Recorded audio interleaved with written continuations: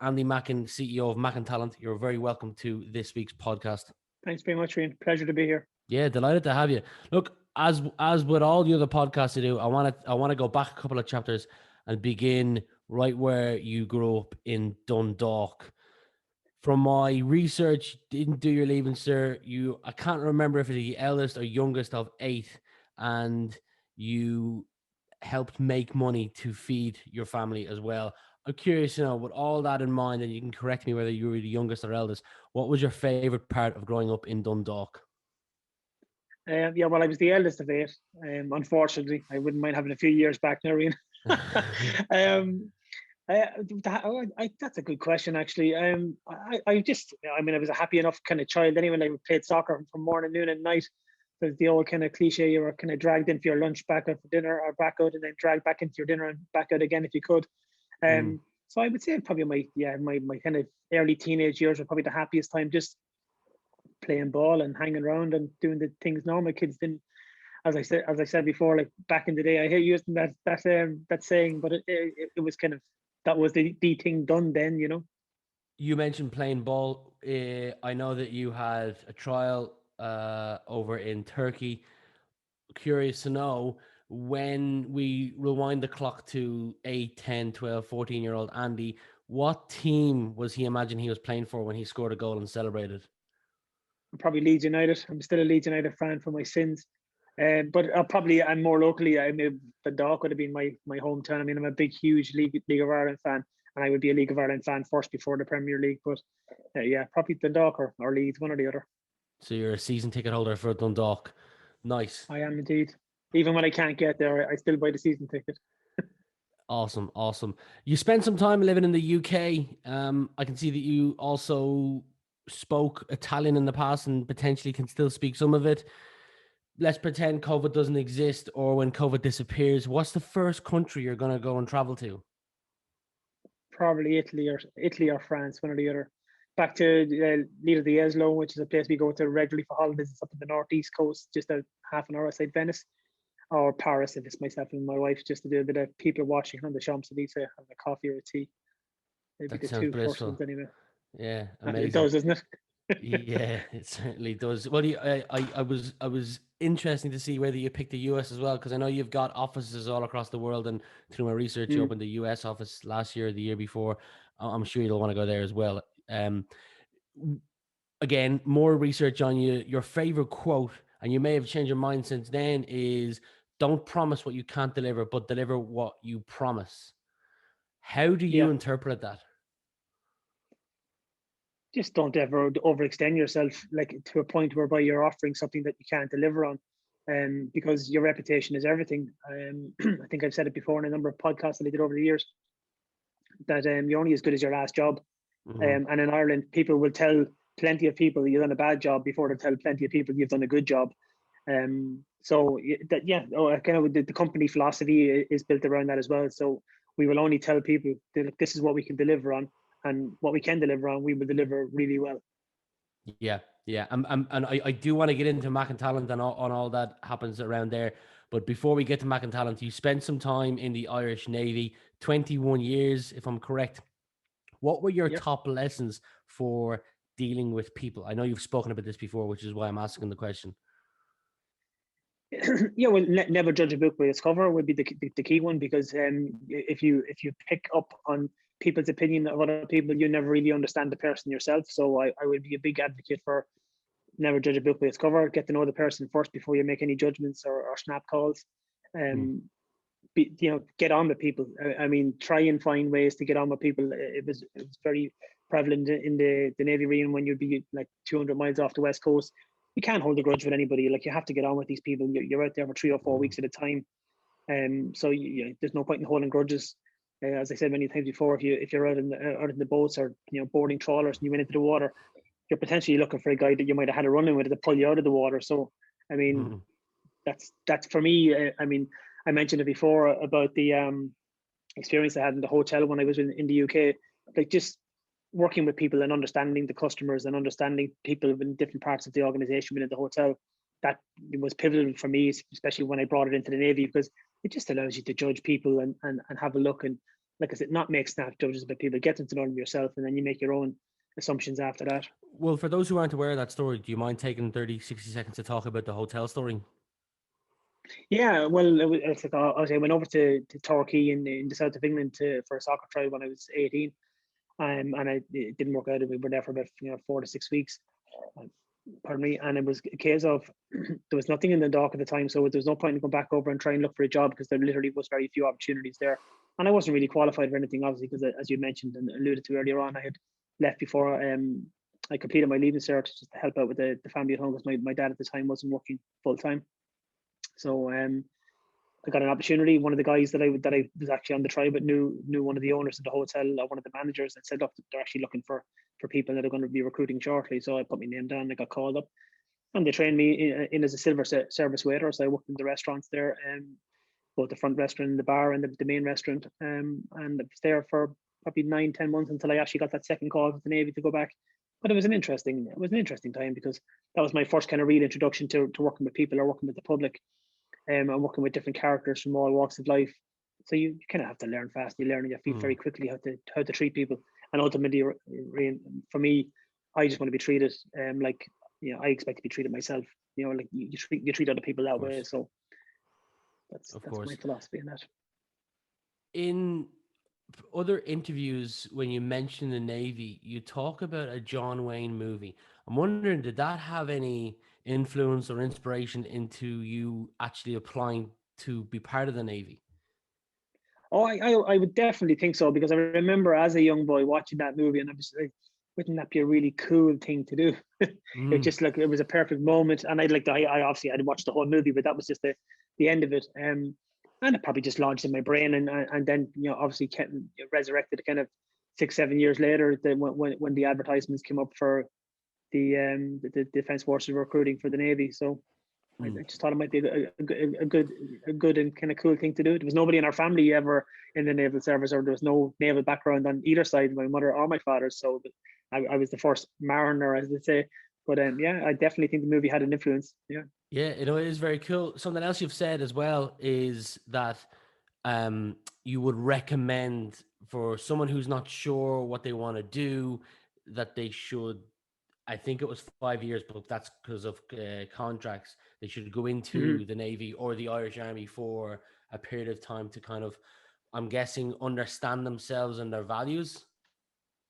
Absolutely, yeah. And I think it also, like, as an 18-year-old, I mean, I'm sure you can remember back. I can certainly remember back. I didn't really know much. I mean, like, experiences in the world, or wasn't 100% sure what I wanted to do.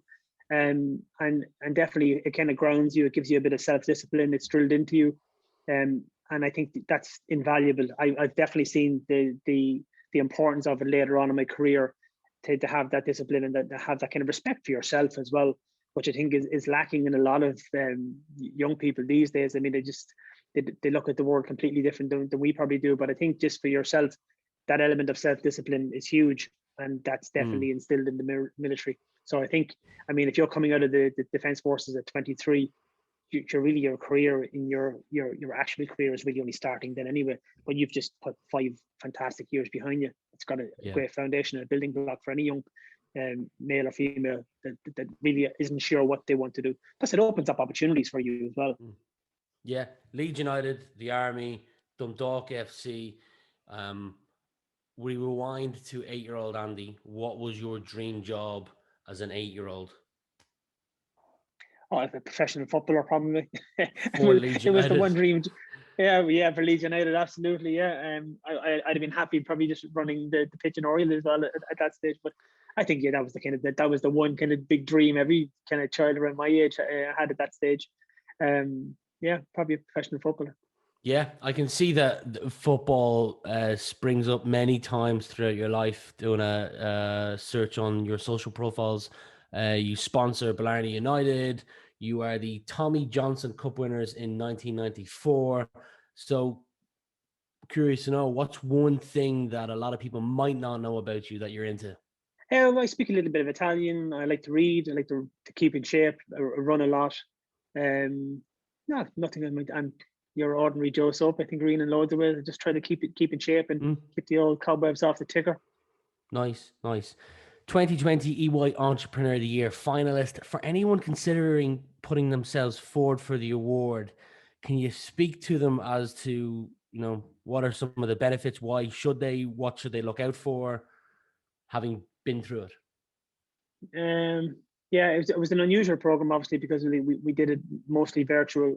And we heard from a lot of the other entrepreneurs that had gone through in previous years that the retreats are supposed to be fantastic. There's some brilliant learning on them, some brilliant events. But I look, and that'll all come.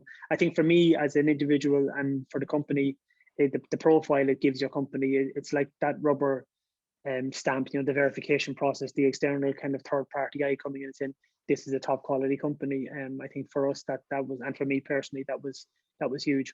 I think anybody going into it or anybody considering it, definitely take the opportunity with open arms, because you've got the guts of 600 alumni in there of the top best businesses and businessmen and women in the country. And do you, obviously, sorry, go on. Like, no, I was just and like you've got a global kind of alumni then that if you're expanding globally that you potentially could tap into as well. And I think it's just that network of people, Rian, that money can't buy that. You know what I mean? I think that just that exposure to you is incredible, and I've definitely enjoyed it so far. Anyway, I have to say. Well, that was one of my questions, because the reason I asked the EY question is when I Googled your name, a lot of articles came up that brought me back to the EY Entrepreneur of the Year finalist nomination. So I assumed that there was a lot of press came with that and a lot of notoriety. And someone else that I've asked a question to in a previous podcast said that the biggest benefit to him was to show his employees that the work they're doing is paying off, but also to show their clients that they're working with the best out there. But the secondary question I had for you was, do you become part of an alumni network where you can tap into previous finalists and winners as well? Yeah, I mean, once you're a finalist, you're automatically kind of brought into the alumni, and you have other people within that organization then that you can potentially talk to, or listen, I'm having a particular problem here, and this, have you ever come across before? I think if you can tap into that kind of experience and that professionalism that these guys have, it's just like you couldn't pay for that, really, Yeah, no, absolutely. We're both part of a group called Magnate, and curious to know, is there any current book, and the reason I'm asking this is because you're part of the group, I'm assuming that you continue to invest in yourself. Is there any current book or podcast that you're listening or reading to at the moment? Well, I listened to yourselves podcast, which is I've only been introduced to over the last kind of 7 or 8 weeks, which was good. Gary Fox from the Entrepreneur Experiment, and we'd listen to his. Yes. Conor Lomoron, that Great Business Show is a very good one as well. And then I'd have other stuff on demand, then the Ambitious Achievers, which would be a lot of kind of short, kind of based, inspirational, motivational kind of speeches. Darren Hardy's podcast on his Darren Daily stuff, which is being like tidbits of information. But I try and keep it all positive. Rian, as much positive and inspirational stuff as I can get. I tend to stay away from the negative news. Yeah, absolutely. Mackin Talent, before we jump into this, do you want to take 30 seconds to tell people what Mackin Talent is? Yeah, it's basically, it's a global talent and recruitment company that spawned out from a project resourcing company that we started back in the US about 6 years ago. It came about actually from the EHS work that I was doing with a particular client in Dublin on an across the pond project with the US, and it just kind of turned into something that I really never even thought it was going to be. When I said yes to that manager in the US for looking after 2 or 3 people for him, a little that I think like 5.5 years later on that we would have 150 people globally, turning over just under $16.5 million last year. So whoa, it's phenomenal. I couldn't have imagined in my wildest dreams, Rian, the growth that we were going to have. So if I heard you correctly, you're 6.5 years into this, and last year you mentioned 16.5 million turnover. Dollars, yeah. Wow, that's impressive. And 150 just 6 employees. years. Yeah, I think it's just 149, 150. In actual fact, I think it's probably going to want to go to 152 or 153 this week because we've had a couple of hires in different locations. But yeah, it's been incredible. And again, it's just like, it's saying yes to somebody, knowing that you're helping them out and doing your client a service, but not really understanding where the potential could go at the time, because I never look ahead like that. I mean, I'm always looking, if somebody asks me, Andy, can you do this? I would, again, you go back to don't promise what you can't deliver, but deliver what you promise. Can you manage these two guys? I said, look, I can. It's not what we do, but I'm happy to, like, we set up a little small entity in the US, and we look after the three guys for you. If you had said to me then, potentially, and you're going to have 120 people, 130 people in 5 years' time, I'd have said, really? I don't think so. So it's funny how it goes, It's an amazing story, but at the same time, I'm conscious that if you say yes to too many things, you could dilute yourself. You might not, as you mentioned, be able to deliver to what you promise.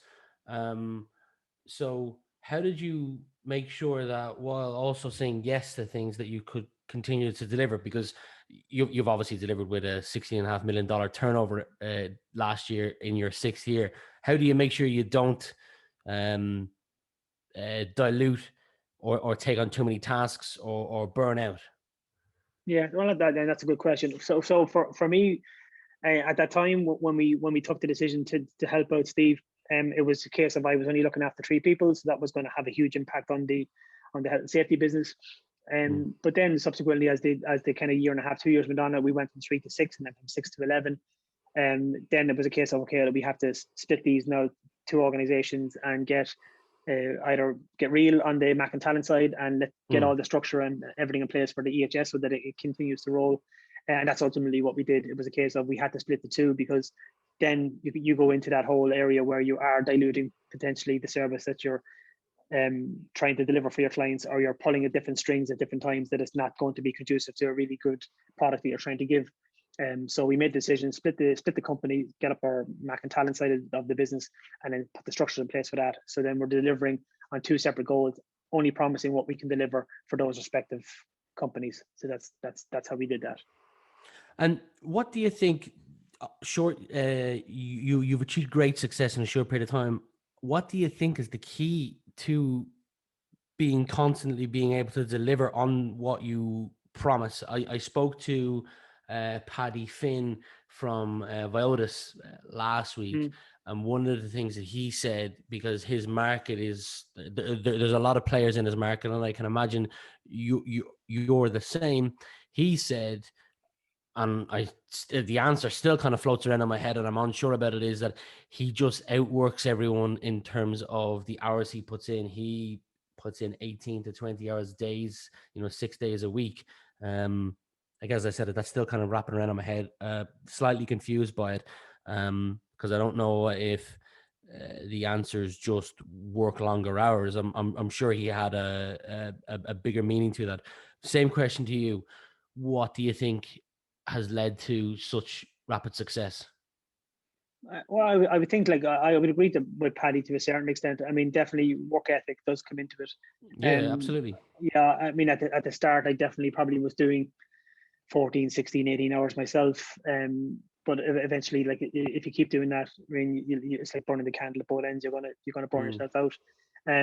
But there is an element of doing the right thing consistently on a consistent basis, being disciplined about it, because eventually your competitors will drop the ball or they won't do what they're supposed to be doing. It's like, I mean, everybody looks at the 5 minutes of fame that Bono has when he comes out on the stage and he sings his #1 song or whatever, but they don't see all the graft behind, the 290 days in a bus that he's traveling around or touring, or in the early days, that kind of stuff. So nobody sees the hard work.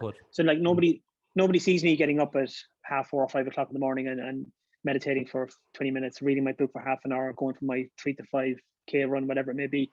Nobody sees that. That's done behind the scenes. Nobody sees a lot of the hours that I put in the office, like from 9, 9:30 in the morning when I get into the office. I might do a couple of calls at home first, walk away till maybe 5:30, 6 o'clock, go home, have a bite dinner. I'll go back on the laptop, onto the US, walk away till about 10 or 10:30, and then I'll meditate. But nobody sees all that stuff. But they see you on an article in the Sunday Times or the Business Post, and they go, "Oh yeah, that's a great life."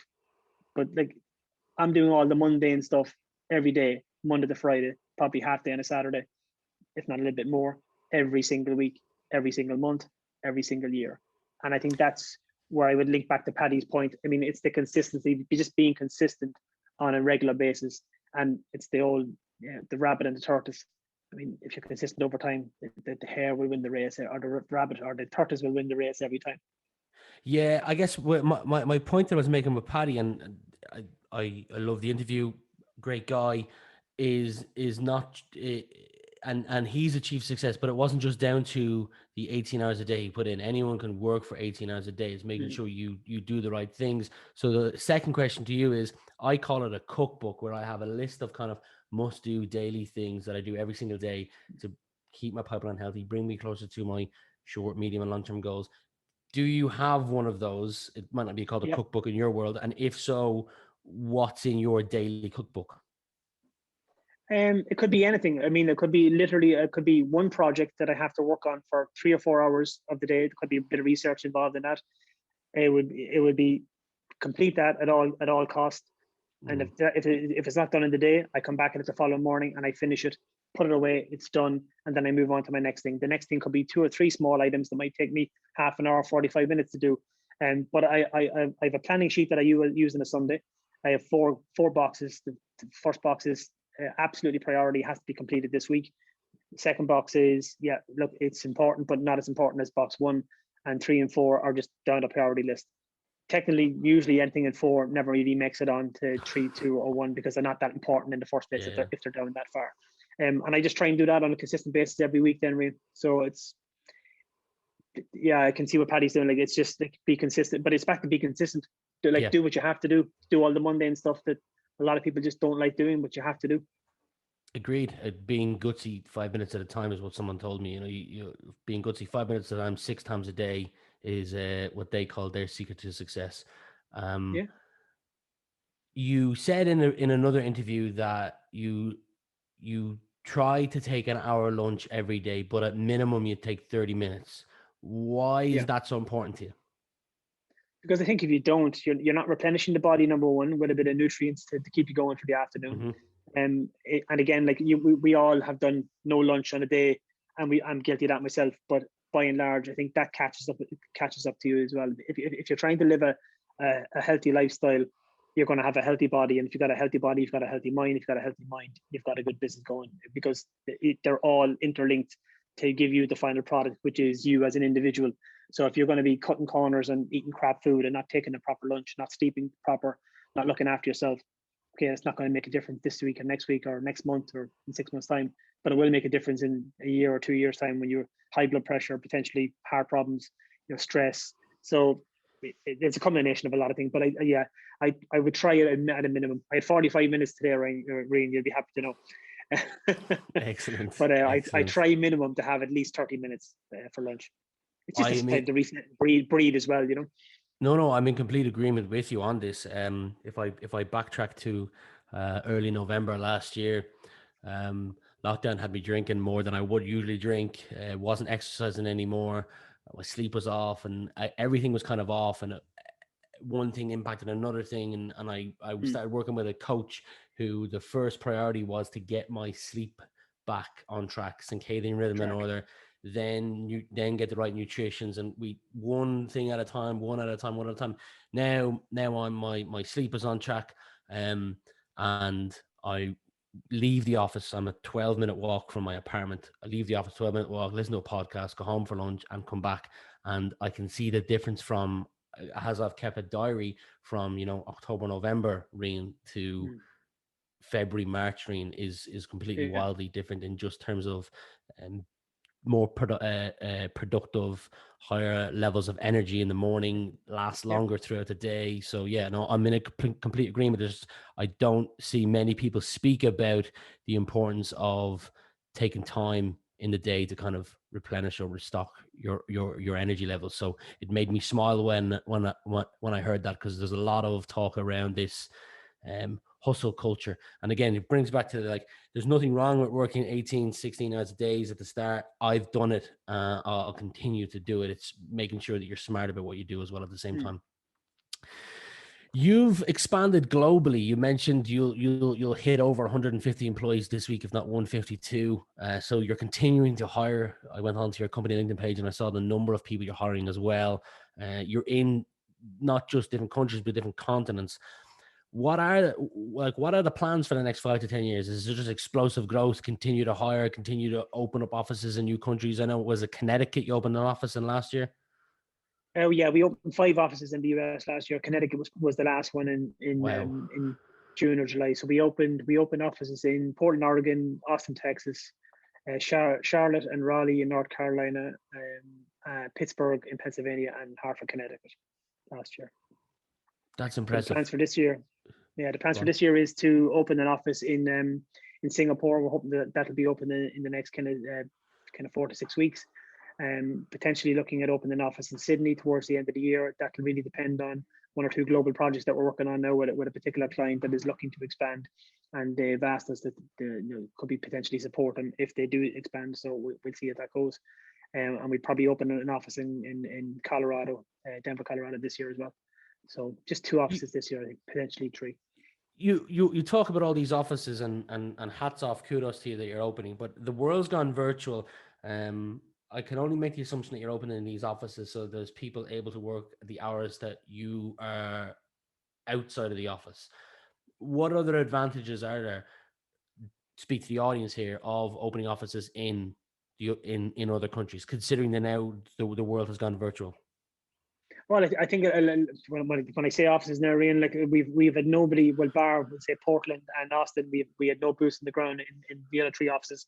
But it's just your stake within the state, your postcode. Gotcha. So people know you are. They can ping you. Your website is linked to that. So it's just having that kind of anchor that you have there. Yeah. Like most of the offices that we have now are 1 to 3 man offices. Like everybody is working from home. But we will eventually look at offices where people are moving back. It will be virtual. It will be virtual for a long time. But I think what you'll see what we're seeing as trends that have been progressing for the last couple of years is that blended workforce, where you'll have people working 2 days at home and maybe 3 days in the office, or 3 days at home and 2 days in the office. And because ultimately we are social creatures at the end of the day, and people like that interaction in some way, shape, or form. So companies will still want to have people in the office, just maybe not the same amount of people in the office at the same time. Bingo. That was one of my questions I had for you here, the blended approach. I can assume that your day-to-day calendar for a typical working day in 2019 is different than your day-to-day calendar for 2021. What aspects that you may have introduced in 2020 when the world went virtual are you going to keep as we go forward into 2022 and beyond? Yeah, with the blended workforce, definitely, Rian, will stay. We actually did that towards August, September of 2019, where we actually implemented that in our office anyway, here in Cork, the head office. So we had guys working 2 days at home and 3 days in the office. And we seen a huge boost in productivity actually from people, just the fact that they could have that bit of balance, which was great, So we kind of rolled it out then to the other offices in the global locations, that we started splitting it up where people could work, like whatever they wanted to, 2 days or 3 days, just do a split over a 2 week period and roll that along. So when the whole pandemic hit then in March of last year, we were probably in a good place in terms of actually being able to roll it out really, really quickly, because people were kind of had got used to working from home for those couple of days a week anyway. We had all the equipment with everybody, so they all had their laptops and their monitors and bits and pieces at home anyway, and they had kind of work desk spaces set up. So I think about a 3 or 4 week period where we were kind of saying, geez, is this real? Is this really happening? It kind of was like that rabbit in the headlights kind of thing. After that, we just flew. We flew from there, and really, I think when we look back, I think we were 25% up on last year on 2019, and January this year we're 25% up in January this time last year. So, wow. It's just how you work. It's how you work and get the best value out of it, and if everybody buys into that, I think it's a win-win for everybody then. What are your specific targets, plans for as a CEO for the rest of 2021? I know you've spoken about opening different offices, additional offices, hiring. I'm sure you're involved in both of them to an extent, but what are your specific plans? For as an individual or as the CEO of the business? A CEO of the business. Yeah, ultimately for me, I want to make sure that the revenues keep going, because obviously the more revenue you have, the more you can do with the business. And we don't have any debt within the company. So any of the growth we've had over the years, we haven't taken any finance from anybody. So I own 100% of the business, which is always a good thing. That might change in the future depending on where we want to go with the growth. But for the time being, it's grow revenue. So our target last year was 20 million, but obviously with COVID that did hit, even though we did better than 2019. So the kind of target we have for this year is 25 million. I think though, realistically, if we get to 21 million again with COVID, we'll be doing well. But I tried to aim higher and come in still above where we are. I think Les Brown had a great saying: always shoot for the moon. If you miss the moon, then you'll still land in the stars. So it's just kind of push myself and push the company as best I can, and just kind of just go with it from that. I think that creates other opportunities then for the business, and we are looking at potentially 1 or 2 acquisitions this year as well, which could potentially change that as well. Our kind of goals over the next 5 years would be to be at 75 million at 2025 and 150 million by 2030. So Amazing. how we shape it around that then will depend on those things. But acquisitions always add an extra layer to how you're doing it. It brings with it some headaches, obviously, kind of getting it and bringing it under the Mackin folds. But I mean, I think potentially it has huge upside for the business as well. Yeah, amazing. It makes me smile to see Irish companies, which similar to yours, are growing at such a rapid rate. There's Origina is another software company based in Dublin that they're growing at a rapid rate as well. They've grown insane, right? And they're aiming for 100 million at a similar time frame that you are as well. Have you got any mentors yourself that you look up to? I know earlier on in this interview we referenced a Richard Branson. I think it was a Richard Branson quote. Curious to know, who do you look up to as your mentors? Yeah, I followed a guy called Darren Hardy in the US for a while now. I've done 1 or 2 of the programs that he has. He was the owner and editor of Success Magazine in the US for over 25 years. Ran a number of different businesses, but he's interviewed probably every billionaire and every multimillionaire for the magazine. So he had a lot of insight into how they do things, what drives them, and he kind of imparts those little bit of tidbits of information on a regular basis. So I would definitely consider him as a mentor. And probably the most impactful book I've read would be his book, The Compound Effect. Again, it just talks about being consistent and doing the simple things well and doing them right and doing them consistent over time, and you'll beat your competition eventually. I'll put a link down to that below. And it sounds like if you continue to have the success that you're having, you might need to come out with a book yourself one day. I'm writing one at the moment, Rian. Amazing. And again, it goes back to that little consistent thing. I mean, I put 30 minutes in my calendar every day to write, and I only write for 30 minutes, whether it's 20 words or 200 words. I write, and that's it. And in 12 months' time or 18 months' time, I'll have the remnants of a draft of something. But it was just something I always said I'd do at some stage. It's kind of a bit about, it'd be a bit about me and a bit of self-help and a bit of motivation and stuff all growing it. Because I think if you can impart any little bit of inspiration or motivation to anybody that can help them along the way, I think it's that's your kind of purpose in life, really, isn't it, to help others. Agreed. When it does come out, drop me a message if I don't see you post about it, which I'm sure you will, and you can stick me down for 10 copies. Thanks very much, sir. No worries. So again, we're going to pretend COVID has disappeared, or we'll fast forward a year from now, and Dundalk FC are back in their home stadium playing a game, and Andy says, "Brilliant. I'm taking the Friday off and I'm going up to watch Dundalk play." Dundalk win 4-0, great game. After the game, you're walking back to your car and a 20-year-old shouts your name and says, "Hey, Andy." You turn around, you don't know who he is, but he starts talking to you and says, "I've been watching a lot of what you're doing, and I know you come here. And although you went to the unofficial capital of Ireland, and we'll forgive you for that, what one piece of advice would you give to a 20-year-old who's unsure of what they want to do?"